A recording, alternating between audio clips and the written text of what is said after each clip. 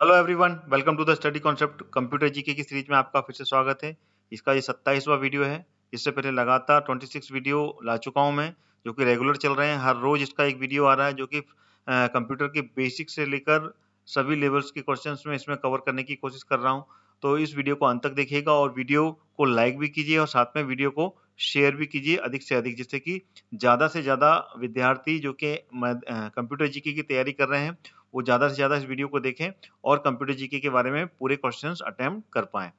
तो ये सारे एग्जाम्स जितने भी मैंने यहाँ पर लिखे हुए हैं, UPSC, MPPSC, RBI, bank PO, व्यापम्स और जितने भी एग्जाम है, चाहे वो एसएससी, सीजीएल हो, सभी में कंप्यूटर के क्वेश्चंस बनते हैं और वेरी इंपॉर्टेंट है। तो सारे क्वेश्चंस बहुत ही ज़्यादा इंपॉर्टेंट होने वाले हैं। तो वो सारे विद्यार्थी इस वीडियो को अंत तक देखें और लगातार मेरी इस सीरीज से जुड़े रहें। तो मेरा चैनल स्टडी कॉन्सेप्ट आप सब्सक्राइब कर लें ऑल नोटिफिकेशन के साथ में। ऑल का रेडियो बटन सेलेक्ट करने के बाद आपको सब्सक्राइब का बटन क्लिक करना है, जिससे कि आपको सारे वीडियोस के नोटिफिकेशन मिलेंगे और लगातार सारे वीडियोस देख पाएंगे। तो चलिए शुरू करता हूँ ये 27th वीडियो, जिसमें कि अगले मैंने 20 क्वेश्चंस जो कि इंपॉर्टेंट हैं वो सारे कवर किए हैं। तो वीडियो को आप अंत तक आप जरूर देखिएगा और ज़्यादा से ज़्यादा इसको शेयर करने की कोशिश कीजिएगा। लीजिए, पहला क्वेश्चन आ गया आपके सामने। WT क्या है ये? What is the full form of WT? Worksheet title command, worksheet T command, work TP command या फिर स्मार्ट फॉर्मूला या इनमें से कोई नहीं। तो इसका जो सही विकल्प है वो है वर्कशीट टाइटल कमांड। ये इसका मतलब है, ठीक है। This is the correct answer, ये इसका सही उत्तर होगा। अगला क्वेश्चन आ गया, एक्सेल सीट पर, ठीक है ना, जो वर्कशीट होती है उसको एक साथ पूरा सिलेक्ट करने के लिए शॉर्टकट क्या होता है? What is the shortcut of जो कि पूरा फुल सिलेक्ट होता है उसके लिए? बताइए कौन सा होता है उसका? ये ऑप्शन है आपके सामने, control A, control all, control N, control M या इनमें से कोई नहीं। तो इसका जो ए विकल्प है वो बिल्कुल सही है, ठीक है ना। कंट्रोल ए से जो वर्कशीट है उसको पूरा सिलेक्ट कर सकते हैं। इवन कंट्रोल ए जो होता है फॉर फुल सिलेक्शन के लिए होता है, चाहे वो किसी भी एप्लीकेशन सॉफ्टवेयर में अपन यूज करते हो। तो कंट्रोल ए मीन्स सिलेक्ट ऑल, ठीक है। अगला शॉर्टकट पूछा गया एक्सेल का। एक्सेल का जो माइक्रोज में शॉर्टकट होता है उसकी शॉर्टकट की कौन सी होती है? ए, बी, सी, उपयुक्त में से कोई नहीं या फिर इनमें से कोई नहीं, उपयुक्त सभी या इनमें से कोई नहीं। तो कौन सा इसमें से ऑप्शन सही है?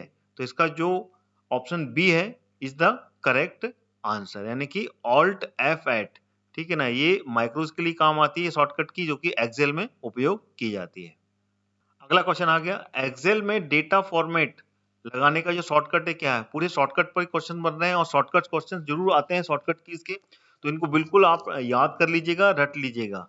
तो इसमें से जो ऑप्शन है वो कौन सा सही है, जो कि एक्सेल के डेटा फॉर्मेट को का शॉर्टकट कहलाता है?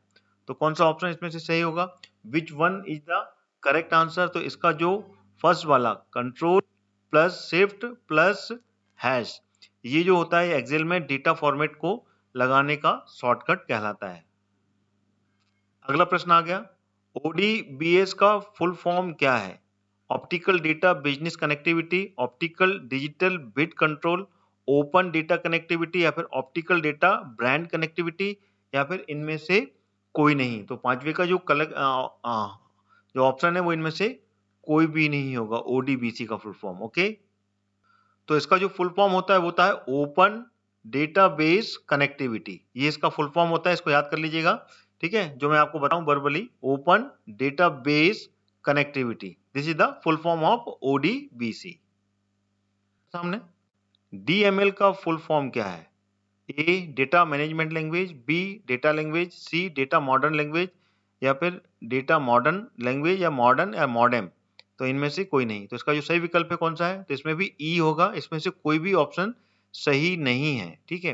DML का जो फुल फॉर्म होता है वो होता है data manipulation language, data manipulation language. Verbally मैंने आपको बता दिया, याद कर लीजिएगा, data manipulation language is the full form of DML। अगला क्वेश्चन आ गया, what is the full form of DDL? Data definition language, data dynamic language, data disk language, data direct language या फिर इनमें से कोई नहीं। तो इसका ए फुल फॉर्म करेक्ट है, data definition language, this is the correct option, ठीक है। अगला क्वेश्चन आ गया, DDE, what is the full form of DDE in computer language? Data definition, data dynamic exchange या फिर डेटा डायरेक्ट एक्सचेंज या फिर डिजिटल डेटा एक्सचेंज या इनमें से कोई नहीं। तो इसका जो सही विकल्प है वो इनमें से कोई नहीं, एक भी इसका आंसर सही नहीं है फुल फॉर्म। इसका जो फुल फॉर्म होता है वो होता है डायनामिक डेटा एक्सचेंज, ठीक है ना। डायनामिक पहले आएगा, फिर डेटा आएगा, फिर एक्सचेंज आएगा। Dynamic data exchange is the full form of DDE। अगला फुल फॉर्म आ गया DBA इसका फुल फॉर्म पहले भी मैंने वीडियोस में पूछा है इसका। तो इसका फुल फॉर्म क्या है? Database management system, data business management system या database magnetic system, data business magnetic system या फिर इनमें से कोई नहीं। तो इसका ए ऑप्शन बिल्कुल सही है, डेटाबेस मैनेजमेंट सिस्टम, ठीक है ना। ये डेटाबेस को मैनेज करता है, this is the correct form, ठीक है।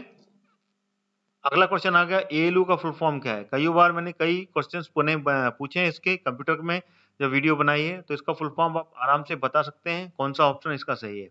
तो इसका है अर्थमेटिक लॉजिक यूनिट, ठीक है ना। ए ऑप्शन इसका बिल्कुल सही है ALU का। ALU इज द प्रोसेसर के अंदर में जो ALU होता है, एक सर्किट होता है जो कि प्रोसेसर टोटल ALU बेस्ड होता है, ALU एंड CU, ठीक है ना।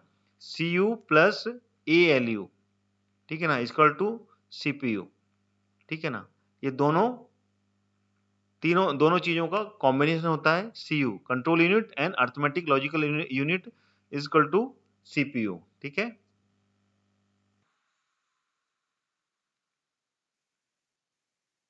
आगे जाने से पहले मैं आपको बताना चाहूंगा अनअकैडमी के बारे में। अगर आप MPPSC और MP पुलिस की तैयारी कर रहे हैं तो अनअकैडमी आपके लिए लाया है फ्री टेस्ट। आइए जानते हैं ये कौन कौन से टेस्ट हैं और आप इनको देकर अपनी तैयारी को कैसे मजबूत कर सकते हैं। यह टेस्ट दे सकते हैं वो भी फ्री में। जो भी बच्चे MPPSC की तैयारी कर रहे हैं उसके लिए अनअकैडमी लाया है चैंपियनशिप टेस्ट सीरीज। यह टेस्ट सिर्फ आपकी तैयारी पूरी नहीं कराएगा, उसके साथ साथ मौका देगा अनअकैडमी का 1 मंथ का फ्री सब्सक्रिप्शन जीतने का। बस आपको टॉप 3 में आना है और किसी भी एग्जाम को पास करना है। जो बच्चे MP पुलिस और MP SI की तैयारी कर रहे हैं उनको भी निराश होने की जरूरत नहीं है। आपके लिए भी सिमिलर अपॉर्चुनिटी है। आज ही हिस्सा लीजिए और अपनी तैयारी को मजबूत करें। पाए मौका अनअकैडमी के सब्सक्रिप्शन जीतने का। आइए अब जान लेते हैं अनअकैडमी के प्लस बैचेस के बारे में जो आपकी जरूरत के हिसाब से बिल्कुल परफेक्ट हैं। जी हाँ, अब अनअकैडमी के साथ अपने प्रिपरेशन की जरूरत के अनुसार बैच ज्वाइन कर सकते हैं और अपनी MPPSC प्रीलिम्स में सिलेक्शन पक्की कर सकते हैं। यह सारे बैचेस जल्द ही शुरू हो रहे हैं और अपनी प्रिपरेशन में आप जहां पर भी हैं वहां से आपको बहुत मदद करने वाले हैं। जो बच्चे MPPSC प्रीलिम्स 2020 की तैयारी कर रहे हैं ध्यान से सुनिए। आपकी तैयारी के लिए अनअकैडमी ने लॉन्च किया है अचीवर बैच, जिसमें आपको MPPSC का कंप्लीट मार्गदर्शन मिलेगा, वो भी MPPSC के टॉप एजुकेटर से। यह बैच 18 फरवरी से शुरू हो चुका है। अभी भी देरी नहीं हुई है, आज ही ज्वाइन करें। इस कोर्स का कोड मैंने अपने वीडियो के डिस्क्रिप्शन बॉक्स में डाल दिया है, वहां से आप क्लिक करके ज्वाइन कर सकते हैं।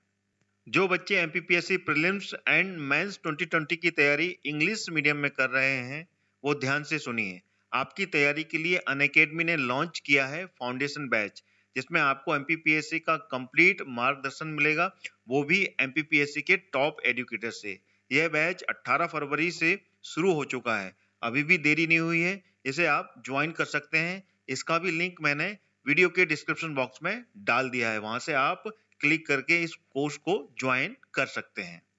जो बच्चे MPPSC प्रीलिम्स एंड मेंस 2020 की तैयारी हिंदी में कर रहे हैं वो भी ध्यान से सुनिए। आपके लिए अनअकैडमी ने लॉन्च किया है लक्ष्य MPPSC फाउंडेशन बैच, जिसमें आपको MPPSC का कंप्लीट मार्गदर्शन मिलेगा, वो भी MPPSC के टॉप एजुकेटर से। यह बैच 19 फरवरी से शुरू हो चुका है, अभी भी देरी नहीं हुई है, आप इसको ज्वाइन कर सकते हैं। इसका भी लिंक मैंने वीडियो के डिस्क्रिप्शन बॉक्स में डाल दिया है। अनअकैडमी में इंडिया के टॉप एजुकेटर्स आपको पढ़ाते हैं, तो आज ही ज्वाइन करें, देरी किस बात की है, और अपना लक्ष्य हासिल करें। और जब आप ज्वाइन करेंगे तो मेरा कोड यूज करना मत भूलिएगा। जैसे ही आप मेरा कोड यूज करेंगे इंस्टेंट 10% का डिस्काउंट मिलेगा। मेरा रेफरल कोड है हरदयाल कुशवाहा, जो कि कैपिटल लेटर में लिखा हुआ है। तो जल्द ही इस ऑफर का फायदा उठाइए, आखिरी कुछ दिन ही शेष रह गए हैं। 1 मार्च से ये डिस्काउंट 10% से घटकर 5% हो जाएगा। तो आज ही सब्सक्राइब करें और मेरा रेफरल कोड लगाना मत भूलिएगा। जैसा कि मैंने बताया आपको, मेरा रेफरल कोड है कैपिटल लेटर में जो आपको लिखा हुआ है, हरदयाल कुशवाहा। अगला क्वेश्चन आ गया, सीपीयू निम्नलिखित में से क्या है? चिप है, बॉक्स है, सर्किट है, पेरिफेरल्स है या इनमें से कोई नहीं? तो इसका ए आंसर बिल्कुल सही है। सीपीयू एक चिप है जो कि सिलिकॉन से बना हुआ होता है, ठीक है ना, सिलिकॉन चिप कहलाती है ये। अगला क्वेश्चन आ गया, कंप्यूटर के द्वारा किए गए जो बेसिक ऑपरेशंस होते हैं वो क्या होते हैं? ठीक है, arithmetic operation, logical operation, data storage या फिर ये सभी ऊपर दिए हुए विकल्प या फिर इनमें से कोई नहीं? तो इसका डी ऑप्शन बिल्कुल सही है, यानी कि ऊपर दिए हुए ये तीनों विकल्प बिल्कुल सही है, यानी कि लॉजिक अर्थमेटिक ऑपरेशन करता है कंप्यूटर, साथ में बेसिक ऑपरेशंस में आते हैं और लॉजिकल ऑपरेशंस और डेटा स्टोरेज, ठीक है। अगला क्वेश्चन आ गया, कंप्यूटर का दिमाग क्या कहलाता है? तो उसका ए ऑप्शन बिल्कुल सही है। कंप्यूटर का दिमाग सीपीयू कहलाता है, central processing unit is the brain of the computer. अगला क्वेश्चन आ गया, वीडियो और कीबोर्ड संपर्क के बीच में स्थापित करता है, क्या संपर्क, कौन सी चीज है जो कि इसके बीच में एक कनेक्शन ज्वाइन करती है? प्रिंटर, माउस, सीपीयू, टर्मिनल या फिर इनमें से कोई नहीं? तो वो होता है CPU, central processing unit is the main source to connect video and keyboard, ठीक है। अगला क्वेश्चन आ गया, एक ही समय में एक से अधिक एप्लीकेशन रन करने के लिए ओएस की क्षमता को क्या कहते हैं?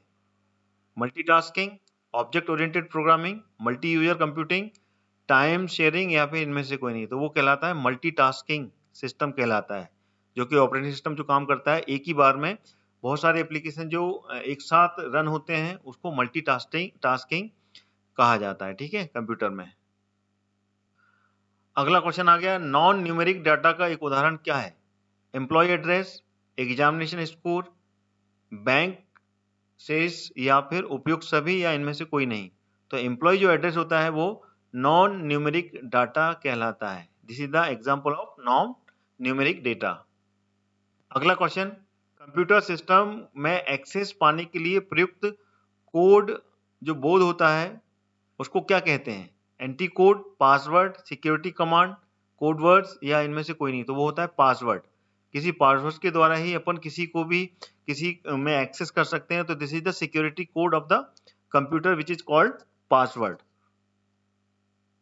अगला क्वेश्चन आ गया, रीड ओनली मेमोरी की कौन सी विशेषता उसे उपयोगी बनाती है? ए, रोम सूचना आसानी से अद्यतन की जा सकती है, रोम में डेटा नॉन वोलेटाइल होता है अर्थात बिना इलेक्ट्रॉनिक पावर के भी ये रहता है, या फिर सी, रोम बहुत अधिक मात्रा में कम खर्चीला डेटा स्टोरेज उपलब्ध कराता है, या फिर रोम चिप अलग अलग बैंड में कंप्यूटर में आसानी से स्वैप किए जा सकते हैं या इनमें से कोई नहीं? तो इसका सही आंसर क्या है? तो इसका जो बी है वो बिल्कुल सही आंसर है। ROM is the non volatile memory, ये कभी भी इरेज नहीं होता है और जब भी अगर इलेक्ट्रॉनिक पावर ऑफ भी हो जाता है देन उसके बाद में फिर दोबारा स्टार्ट करते हैं तो सेम जो मेमोरी में स्टोर होता है वो निकल आता है। This is called the read only memory, सिर्फ ये रीड करता है, ठीक है ना। जो रैम होता है वो वोलेटाइल मेमोरी कहलाता है, RAM, रैंडम एक्सेस मेमोरी, ठीक है ना। वो एक बार पावर अगर ऑफ हो जाता है तो उसके बाद में उसमें जो डेटा स्टोर होता है वो इरेज हो जाता है, ठीक है। अगला क्वेश्चन आ गया, हाई लेवल लैंग्वेज में लिखे हुए अनुदेशों, जो भी उसमें अनुदेश होते हैं, जो भी उसमें कोड्स होते हैं, ठीक है, श्रृंखला या प्रोग्राम को कंप्यूटर में पर रन किए जा सकने के अनुदेश में कन्वर्ट करने वाले प्रयुक्त प्रक्रिया का क्या नाम कहलाता है? असेंबलिंग कहलाता है, कंपाइलिंग, ट्रांसलेटिंग, अपलोडिंग या इनमें से कोई नहीं? तो कौन सा आंसर सही है? तो उसको बोलते हैं कंपाइलिंग। कोई भी प्रोग्राम जब होता है, जब उसको कोडिंग की जाती है, कोडिंग करने के बाद में जब उसको रन करते हैं तो रन करने के लिए कंपाइलर की जरूरत होती है, तो विदाउट कंपाइलर वो कंपाइल नहीं हो पाता, तो उसको जब वो रन करते हैं तो उसको कंपाइलिंग किया जाता है। कंपाइल करने के बाद में फिर वो एग्जीक्यूट होता है, तो that is called the compiling. Okay, अगला क्वेश्चन आ गया 20वां और इस वीडियो का ये आखिरी क्वेश्चन है और इसमें पूछा है, एक्सेल में मल्टीपल कैलकुलेशन को एक ही फॉर्मूले में प्रयुक्त करते हैं तो वो क्या कहलाता है? स्टैंडर्ड, कॉम्प्लेक्स फॉर्मूला, इनमें से कोई नहीं, एरे फॉर्मूला या फिर स्मार्ट फॉर्मूला? तो इसका जो सही विकल्प है वो कौन सा है? तो इसका जो सही विकल्प है वो है बी, एरे फॉर्मूला, ठीक है ना। एक ही एरे में बहुत सारे फॉर्मूले एक साथ सेट कर दिए जाते हैं, तो that is called the multiple calculations in Excel. तो ये हो गया पूरा का पूरा 20 क्वेश्चंस का ये पूरा कंप्लीट सेट। आपको वीडियो कैसा लगा? आपके कमेंट्स मेरे लिए बहुत ही ज़्यादा इंपॉर्टेंट है। आप कमेंट करके मुझे बताएं कि हाउ डू लाइक इट, और साथ ही साथ में वीडियो को लाइक भी करें और साथ में ज़्यादा से ज़्यादा इसको शेयर करें, जिससे कि ज़्यादा से ज़्यादा जीके की तैयारी या फिर क्वेश्चंस ढूंढने वाले वो सारे विद्यार्थी इस वीडियो को देख पाएं और कंप्यूटर जीके की सीरीज से जुड़ पाएं। लगातार सीरीज से जुड़े रहने के लिए मेरा चैनल स्टडी कॉन्सेप्ट आप सब्सक्राइब कर लीजिए, वो भी ऑल नोटिफिकेशन के साथ में। ध्यान रहे ऑल का जो रेडियो बटन है वो सिलेक्ट करने के बाद ही आप सब्सक्राइब का बटन क्लिक करेंगे, देन आपको सारी वीडियोस के नोटिफिकेशंस मिलेंगे। तो लगातार देखने के लिए मेरा चैनल आप लगातार ट्यून करते रहिए और प्लेलिस्ट से वो सारे जीके के पार्ट्स का पोर्शन कंप्लीट कीजिए जो कि आप कंप्लीट करना चाहते हैं एमपीपीएससी के लिए, मध्य प्रदेश कांस्टेबल के लिए, मध्य प्रदेश एसआई के लिए, या फिर व्यापम्स के जो भी एग्जाम है, सारे एग्जाम्स आप मेरे चैनल के माध्यम से आप जीके का पार्ट कंप्लीट कर सकते हैं। तो इसी के साथ मैं अपना ये वीडियो कंप्यूटर पार्ट का खत्म करता हूँ और अगला वीडियो फिर आपको कल मिलने वाला है। तो लगातार ट्यून करके रखिए मेरा चैनल। जय हिंद, जय भारत।